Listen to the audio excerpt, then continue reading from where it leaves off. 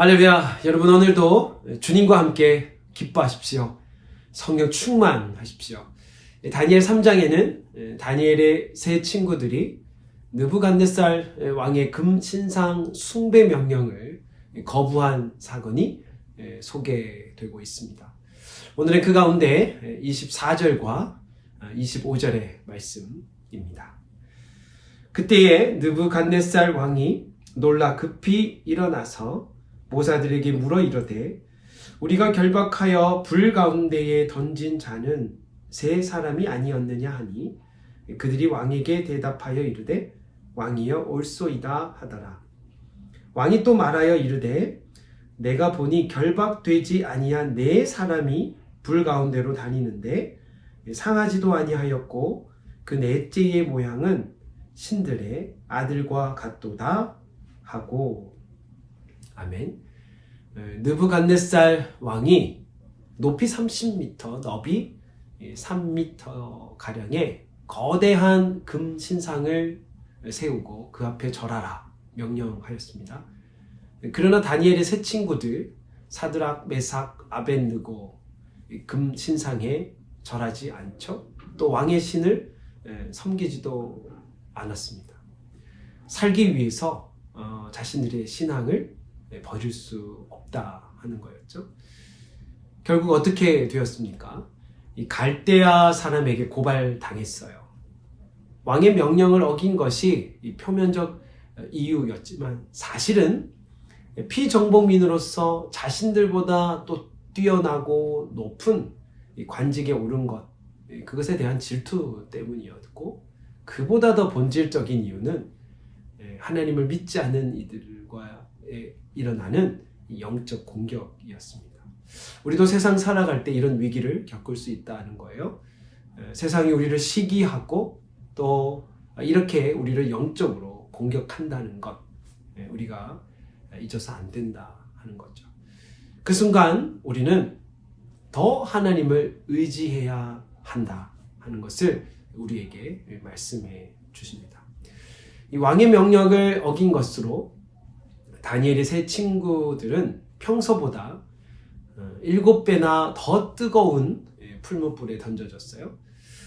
얼마나 뜨거웠냐면 이 세 친구를 붙든 사람이 목숨을 잃을 정도였죠. 그런데 이보다 더 놀라운 일이 일어났죠. 24절 이 시작에 느부갓네살 왕이 놀라 급히 일어날 정도였다는 거죠.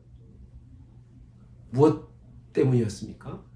이 맹렬히 타는 풀무 가운데에 이 세 친구들이 멀쩡히 걸어 다니더라는 거예요. 그뿐이 아니라 또 25절에 또 다른 제4의 인물이 그 안에 보였다 하는 것입니다. 신들의 아들같이 보이는 이방인 왕이 보기에도 매우 신비로울 정도였다는 거죠. 이 제4의 인물은 누구였을까?